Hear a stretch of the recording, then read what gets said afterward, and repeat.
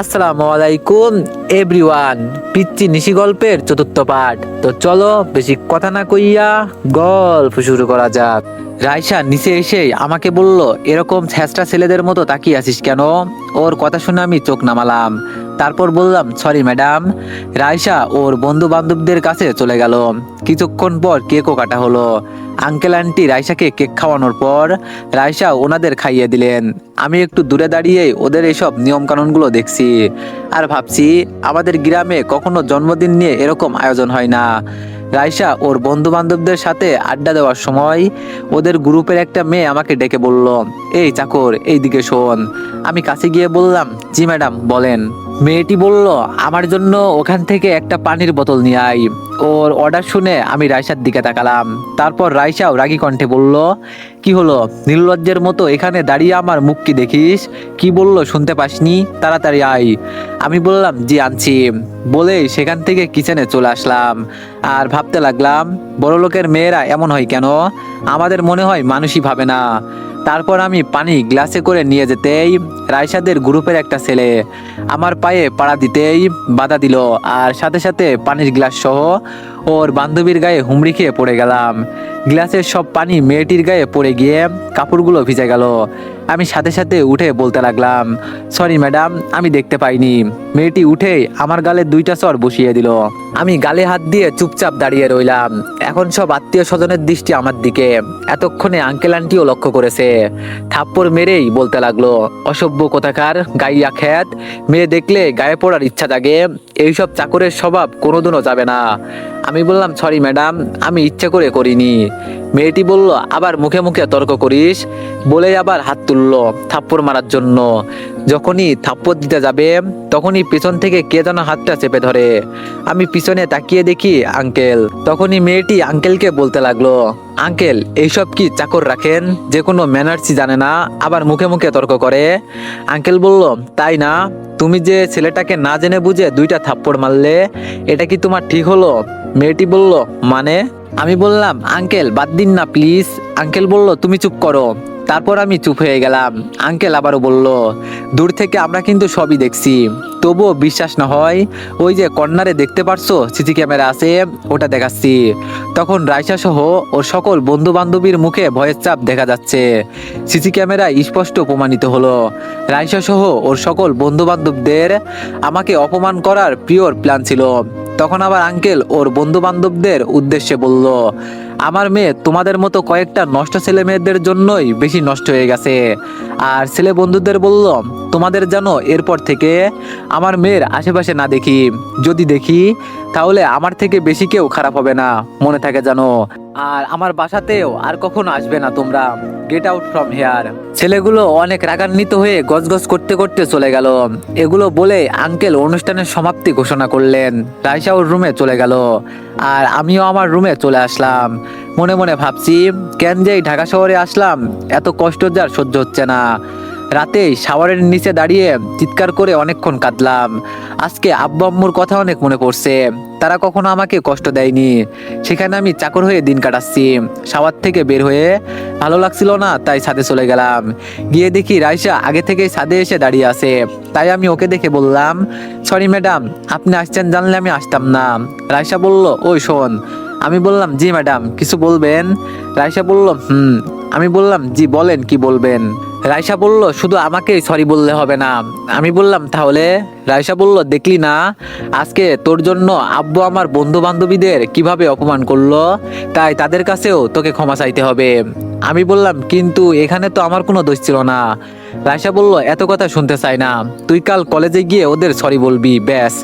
আমি বললাম, ঠিক আছে ম্যাডাম, আমি চেয়ে নিব। রাইসা বলল, মনে থাকে জানো, এখন যা। তারপর আমি আর কথা না বাড়িয়ে নিচে চলে আসলাম। নিচে এসে দেখি আঙ্কেল কি যেন নিয়ে একটা চিন্তা করছে। আমি কাছে গিয়ে বললাম, আঙ্কেল। আমার কথায় আঙ্কেল চিন্তার সমাপ্তি ঘটালো আর চমকে উঠে বলল, কে? ও দীপু এসো। আমি বললাম কি চিন্তা করছেন? আঙ্কেল বলল ও কিছু না। আমি বললাম সরি আঙ্কেল। আঙ্কেল বলল সরি কেন? আমি বললাম আজকে আমার জন্য আপনাকে এত অপমানিত হতে হলো। আঙ্কেল বলল কোনো অপমান না, যা করেছি ঠিকই করেছি, এইসব নিয়ে তুমি চিন্তা করো না, তুমি যাও ঘুমিয়ে পড়ো। আমি বললাম ঠিক আছে আঙ্কেল, বলে আমি সেখান থেকে রুমে চলে আসলাম। এসেই ঘুমিয়ে পড়লাম। সকালে ঘুম থেকে উঠে আঙ্কেল আন্টি আর রাইসার জন্য চা বানালাম। পরে নাস্তাও রেডি করে রুমে আসলাম। কিছুক্ষণ পর আঙ্কেলের আওয়াজ শুনতে পেলাম। বাইরে গিয়ে দেখি আঙ্কেল রাইসাকে বকাবকি করছে, কেন তা জানি না। আঙ্কেল বলল রাইসা বলো 20,000 টাকা কি করছো, ডয়ারে পাচ্ছি না কেন? রাইসা বলল আব্বু আমি টাকা নিইনি। আঙ্কেল বলল আমি খুব ভালো করেই জানি টাকা তুমিই নিয়েছো। রাইসা বলল বিশ্বাস না করলে আমার রুমটা সার্চ করো। রাইসার কথা মতো আঙ্কেল গিয়ে সার্চ করলো, কিন্তু টাকা পেল না। তখন রাইসা বলল কি আমার কথা বিশ্বাস হলো না? আঙ্কেল বলল তাহলে টাকাগুলো গেল কোথায়? রাইসা বলল বাসাতে তো আরেকজনও আছে, তার রুমটা সার্চ করো। আঙ্কেল বলল কি বলতে চাচ্ছ? রাইসা বলল আমার রুমটা যেহেতু সার্চ করলে, তাহলে তোমাদের দীপুর রুমটাও সার্চ করো। আঙ্কেল বলল ও তোমার মতো না, তবুও সন্দেহ মেটানোর জন্য সার্চ করছি, বলে সবাই আমার রুমে আসলো। আমি শুধু দাঁড়িয়ে থেকে রাইসার নাটকগুলো দেখে যেতে লাগলাম। কিছুক্ষণ পর সার্চ করে রাইসা আমার ব্যাগ থেকে 20,000 টাকার একটা বান্ডিল বের করলো। এটা দেখা মাত্রই আমি সহ সবার চোখ কপালে উঠলো। আমি নিজেও বুঝতে পারছি না টাকাগুলো আমার ব্যাগে কি করে এলো। তারপর আঙ্কেল বলল দীপু শেষ পর্যন্ত তুমি। আমি বললাম আঙ্কেল বিশ্বাস করেন আমি জানি না এই টাকাগুলো কিভাবে আমার ব্যাগে এলো। রাইসা বলল হ্যাঁ টাকার তো হাত পা গজিয়েছে, তাই তোর ব্যাগে আসবে, চোর কোথাকার। তারপর রাইসাকে আঙ্কেল হাত দিয়ে ইশারা করে থেমে যেতে বলল। আঙ্কেল বলল তোমাকে আমি অনেক বিশ্বাস করেছিলাম, তুমি আমার বিশ্বাসের এই মর্যাদা দিলে, সি আজ তুমি সত্যি প্রমাণ করে দিলে গ্রামের ছেলের জায়গা কখনো শহরে হয় না। আমি আঙ্কেলের কথায় অনেক কষ্ট পেলাম। শেষ পর্যন্ত সেও আমাকে ভুল বুঝলো। আমার চোখ দিয়ে পানি পড়ে যাচ্ছে। চোখ মুছে আমি বললাম আঙ্কেল বিশ্বাস করেন আপনার কোথাও ভুল হচ্ছে, আমি টাকা চুরি করিনি। আঙ্কেল বলল থাক আর কিছু বলতে হবে না, ভুল আমি এতদিন বুঝে আসছিলাম, কিন্তু আজ তুমি আঙ্গুল দিয়ে সেই ভুল দেখিয়ে দিলে। আমি নিশ্চুপ। আঙ্কেল বলল তোমার নিশ্চুপ থাকা এটাই প্রমাণ করে দেয় যে তুমি টাকা নিয়েছিলে, তুমি আমার পরিবারকে বাঁচিয়েছো, তাই তোমাকে আরেকটা সুযোগ দিলাম, এটাই তোমার শেষ সুযোগ, কিন্তু আর কখনো আমার বিশ্বাস অর্জন করতে পারবে না। বলেই আঙ্কেল আমার রুম থেকে চলে গেল।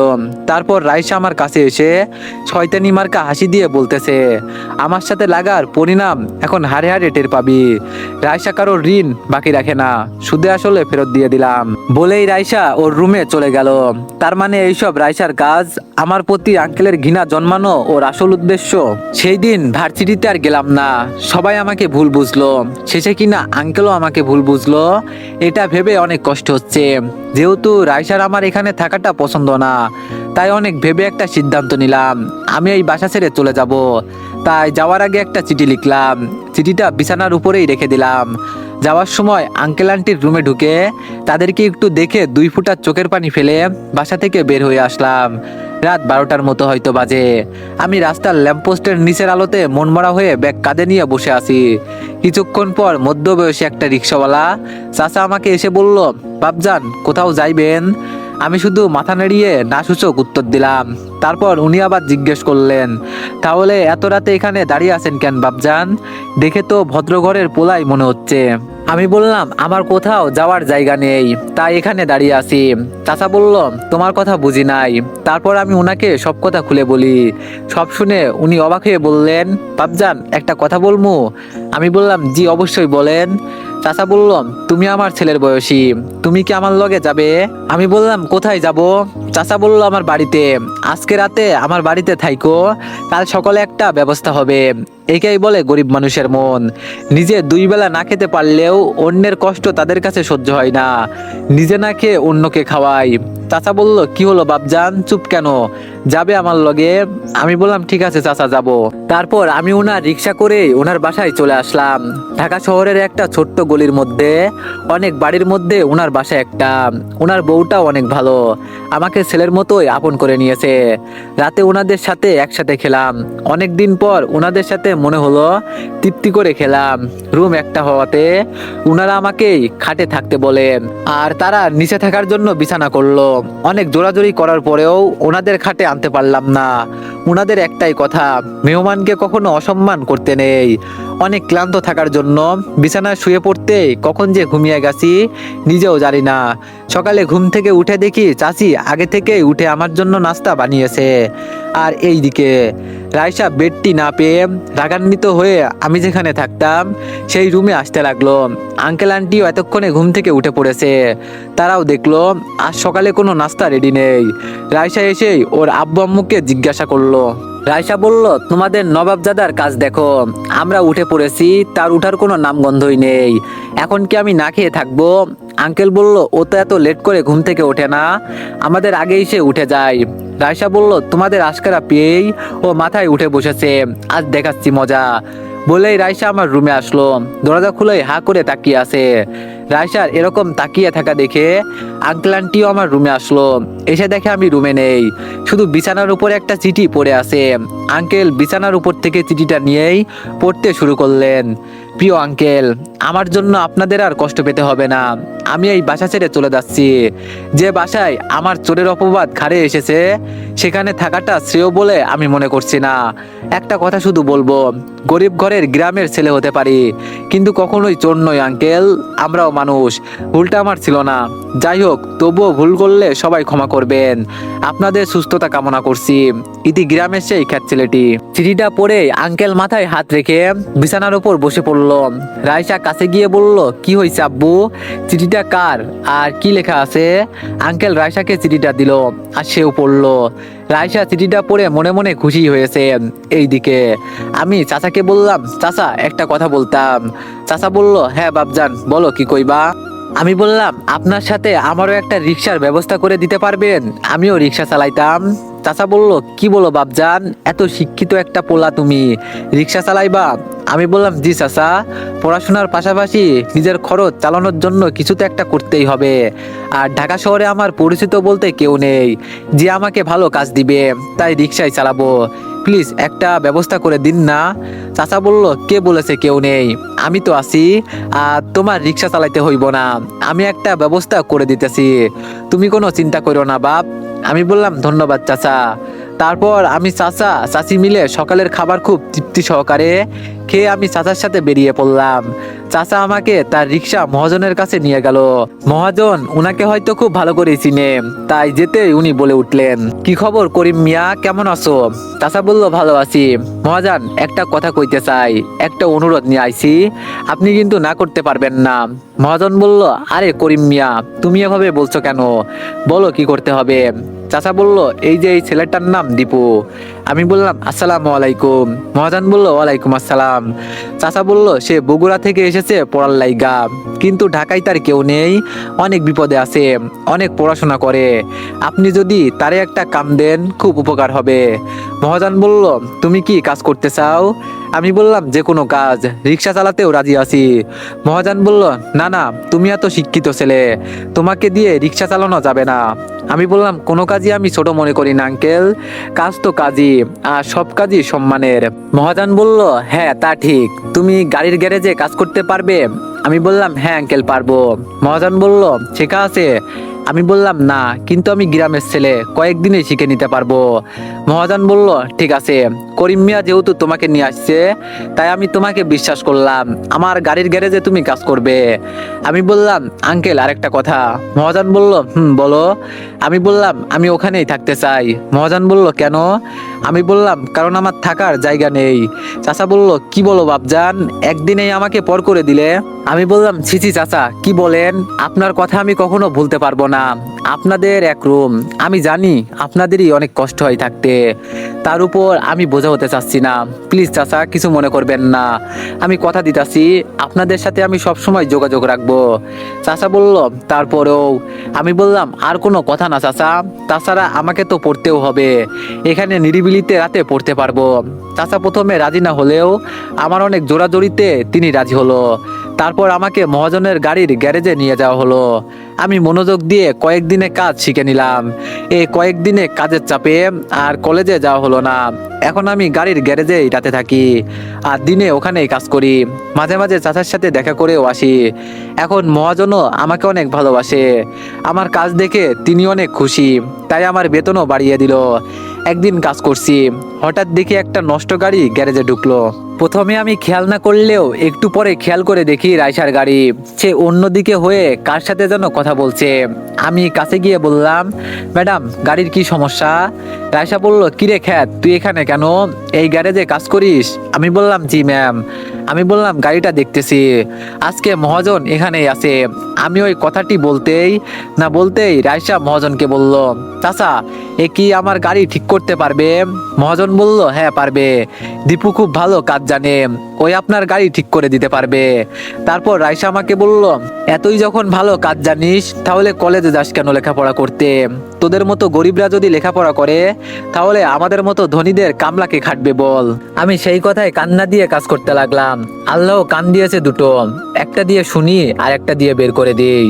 রাইসা বলল, কি আমার কথার উত্তর দিচ্ছিস না কেন? আর আমাদের বাসা থেকে ওভাবে চলে আসছিস কেন? আমি বললাম, আপনি তো এটাই চেয়েছিলেন। যাই হোক ম্যাম, আজকে গ্যারেজ আর কেউ নেই। আমি যদি গাড়িটা না দেখি তাহলে আজ গাড়িটা এখানেই পড়ে থাকবে। রাইসা বলল, আচ্ছা ঠিক আছে, যা করার তাড়াতাড়ি কর, আমার দেরি হয়ে যাচ্ছে। গাড়িটা দেখার পর ভাড়াটা দিয়ে রাইসা চলে গেল। কত টাকা দিল দেখিনি, তারপর দেখলাম 500 টাকা দিয়েছে। আমি মহাজনকে বললাম, মহাজন এই নিন। মহাজন বলল, আরে দীপু, 500 টাকা তুমি কই পেলে? আমি বললাম, কই আর পাবো, বড়লোক বাপের মেয়ে দিয়ে গেছে। মহাজন বলল, উনি কে? তোমার সাথে এমন ব্যবহার করলো কেন? আমি বললাম, যার গাড়ি ঠিক করলাম সে। মহাজন বলল, তারপর আমি বললাম, বড়লোক বাবার অহংকারী মেয়ে, যে আমাদের মতো গরিবদের দেখতে পারে না, ঘৃণা করে। মহাজন বলল, আচ্ছা এই টাকাটা তোমার কাছেই রাখো। আমি বললাম, কেন আঙ্কেল? মহাজন বলল, তুমি ভার্সিটিতে যাও, তার খরচ আছে না, সেজন্য। আমি বললাম, সেজন্য তো আমি বেতন পাই। মহাজন বলল, রেখে দাও, কাজে আসবে। আমি বললাম, ধন্যবাদ আঙ্কেল। ভার্সিটির কথা মনে হতেই ভাবলাম অনেকদিন ভার্সিটিতে যাওয়া হয় না, তাই কাল যাব। এইদিকে গ্রামের বাড়িতে আজকে রেখাপুর বিয়ে, বাসায় অনেক আয়োজন চলছে, কিন্তু নিশি সবসময় মনমরা হয়ে থাকে। আব্বু বলল, নিশি মামুনি তুমি রেডি হচ্ছ না কেন? বাইরে যাও, মজা করো, দেখছো না সবাই কত আনন্দ করছে। নিশি বলল, আমার যেতে ভালো লাগছে না বড় আব্বু। আব্বু বলল, এরকম চুপচাপ মনমরা হয়ে থাকলে আমরা তোমাকেও একদিন হারাবো। আমরা তোমাকে হারাতে চাই না, প্লিজ এভাবে আর থেকো না। নিশি বলল, বড় আব্বু। আব্বু বলল, বলো। নিশি বলল, দীপু ভাইয়া কি আর কখনো ফিরে আসবে না? নিশির কথায় আব্বু এবার চুপ হয়ে গেল, কোনো কথা বলছে না। তারপর নিশি আবার বলল, বড় আব্বু বলো না। আব্বু বলল, বাদ দাও না, বলে আব্বু চলে গেল। তারপর নিশি সেই মনমরা হয়ে রেডি হয়ে বিয়ের অনুষ্ঠানে জয়েন করলো। ধুমধাম করে আপুর বিয়েটা হয়ে গেল। এইদিকে রাতে আমি গ্যারেজে চুপচাপ টিম আলোয় পড়তেছি। হঠাৎ কারো আসার শব্দ শুনতে পেলাম। আমি ভাবলাম হয়তো চোর হবে, তাই স্তর অবলম্বন করে এগোতে লাগলাম। কাছে গিয়ে পুরোই অবাক হলাম, কারণ ওটা রিক্সাওয়ালা চাচা ছিল। আমি তাকে দেখে অবাক হয়ে বললাম, আরে চাচা, এত রাতে আপনি এখানে? চাচা বলল, আর বইল না বাপ, আজকে তোমার চাচি পিঠা বানাইছে, তাই আমাকে জোর করে পাঠালো তোমাকে এগুলো দিতে আসতে। আমার প্রতি ওনাদের এত ভালোবাসা দেখে চোখ থেকে সত্যি 2 ফোঁটা পানি গড়িয়ে পড়লো। মাত্র কয়েকদিনের পরিচয়, একটা গরিব মানুষ কিভাবে আমাকে আপন করে নিয়েছে। আল্লাহ হয়তো তাকে সামর্থ্য দেয়নি, কিন্তু অনেক বড় একটা মন দিয়েছে, যেটা অনেক বড় লোকের থাকে না। তারপর আমি চোখের পানি মুছতেই চাচা বলল, তুমি কাঁদছো কেন বাপ, কি হয়েছে আমারে খুইলা বলো। আমি বললাম, আরে কিছু না চাচা, চোখে কি জানি পড়ছে, এখন ঠিক আছি। পিঠা দিন না, চাচি বানাইছে আর আমি খাবো না, এটা কি হয়? চাচা বলল, এই নাও, তাহলে এখন আমি যাই। আমি বললাম, আমার সাথে একটু পিঠা খান না চাচা। চাচা বলল, না বাপ, তুমি খাও, বাড়িতে খাবনি। আমি বললাম, প্লিজ একটা। আমার জোরে জোরিতে চাচা আমার সাথে পিঠা খেলো। একটু পর চাচা চলে গেল। আমিও আর কিছুক্ষণ পড়াশোনা করে তাড়াতাড়ি ঘুমিয়ে পড়লাম। খুব সকালে ঘুম থেকে উঠে ফ্রেশ হয়ে বাইরে কিছু নাস্তা করে নিয়ে ভার্সিটির উদ্দেশ্যে রওনা দিলাম। অনেকদিন পর আজ ভার্সিটিতে আসলাম। একটু ঘোরাঘুরি করে ক্লাসের সময় হলে ক্লাসরুমে চলে গেলাম। ক্লাসে ঢুকতেই রাইসা ওর বন্ধু বান্ধবীদের বলতে লাগলো, কারো গাড়ি নষ্ট হলে বলিস, মিস্ত্রি আসছে, ঠিক করে দিবে। বলেই সবাই জোরে জোরে হাসতে লাগলো। এক বান্ধবী বলল, কিরে রাইসা, তোদের বাসার চাকর থেকে সোজা এখন গ্যারেজ মিস্ত্রি হইছে। প্রতিদিন এরকম অপমান আর সহ্য করা যায় না, তাই আজ মুখটা খুলেই ফেললাম। তাই তাদের কাছে গিয়ে আমিও বললাম, আপনারা তো আমার থেকেও আরো বেশি ফকির। নিজের বাবার টাকায় ফুটানি দেখাচ্ছেন, বাবার কেনা গাড়ি দিয়ে ঘুরছেন, কখনো এক পয়সা রোজগার করছেন সেই ক্ষমতাও তো আপনাদের নেই। আর আমি কাজ করে নিজের উপার্জন দিয়ে নিজে চলি। এখানে বলতে গেলে সবচেয়ে বড় লোক আমি। আগে 1 টাকা রোজগার করে আমাকে দেখান, তারপরেই বড় বড় লেকচার ঝাড়েন। ননসেন্স কোথাকার। রাইসা বলল, এই কি বললি তুই, আমরা ননসেন্স? বলেই রাইসা আমার গায়ে হাত তুলতে চাইলো, আর তখনই রুমে ছাড় আসলে আর হাত তুলতে পারলো না। শুধু বলল, তোকে পরে দেখছি দাঁড়া। আমি আর ওর কথায় কান্না দিয়ে কিছু বললাম না, চুপচাপ একাই পিছনের বেঞ্চে গিয়ে বসে পড়লাম।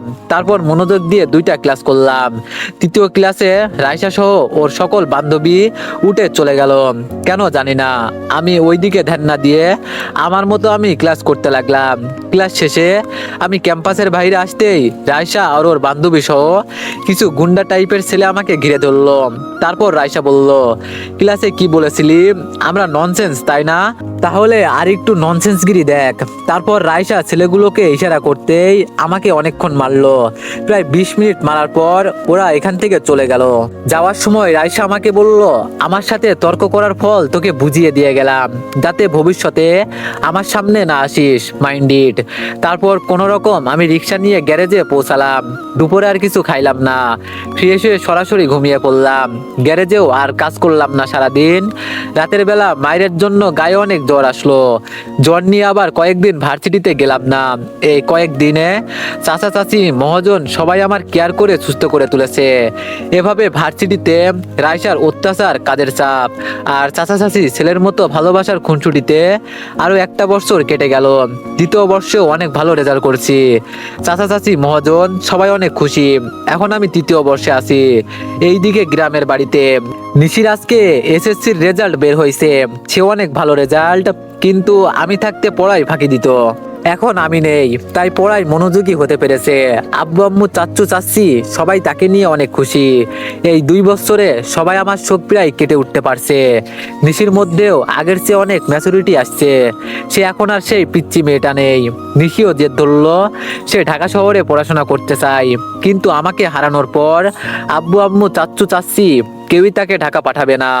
তাই নিশি অনেক মন খারাপ করে রুমে চুপচাপ বসে আছে।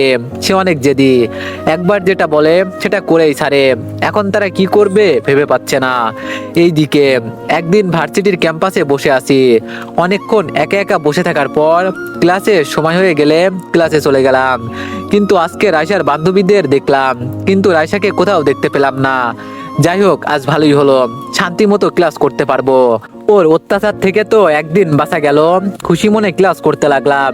ক্লাসের নোটিশ দিয়ে গেল, গরমের জন্য কিছুদিন ভার্সিটি ছুটি থাকবে। যাক, ভালোই হলো। 3টা ক্লাস শেষ করে ক্লাস থেকে বের হয়ে আসলাম। ক্লাস থেকে বের হয়ে ক্যাম্পাসের দিকে আসতেই আমাদের অডিটোরিয়াম রুম সামনে পড়ে। তো অডিটোরিয়াম রুমের পাশ দিয়ে যেতেই ভিতর থেকে কেমন যেন এক অদ্ভুত আওয়াজ আসলো।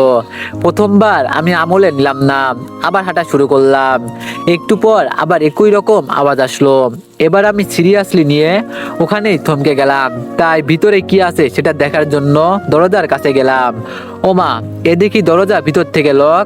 এ সময় তো দরজা লক থাকে না, ভিতরে ডালমে কুছ কালা হে। তাই অনেক ধাক্কা দেওয়ার পর খুলেই গেল। দরজা খোলার পর আমি ভিতরে প্রবেশ করলাম। ভিতরে প্রবেশ করার পর চারিদিকে দেখলাম, কিন্তু কিছুই তো নেই। তাহলে এই আওয়াজ কোথা থেকে আসলো? হয়তো বা ভুলই শুনেছি। এভাবে নিজের উপরই দই দিয়ে চলে আসছি। দরজার সামনে আসতেই হঠাৎ আবার একটা আওয়াজ ভিতরে শুনতে পেলাম, কিন্তু এই আওয়াজটা আগের থেকে আলাদা। আওয়াজটা শুনেই এবার আমি এক ঝটকায় পিছনে তাকালাম। আর পিছনে তাকাতেই আমি যা দেখলাম সেটা দেখার জন্য আমি মোটেও প্রস্তুত ছিলাম না। তো এভরিওয়ান, নেক্সট পার্টের জন্য সবাই একটু বেশি বেশি লাইক আর একটা করে কমেন্ট করে দিও। ধন্যবাদ।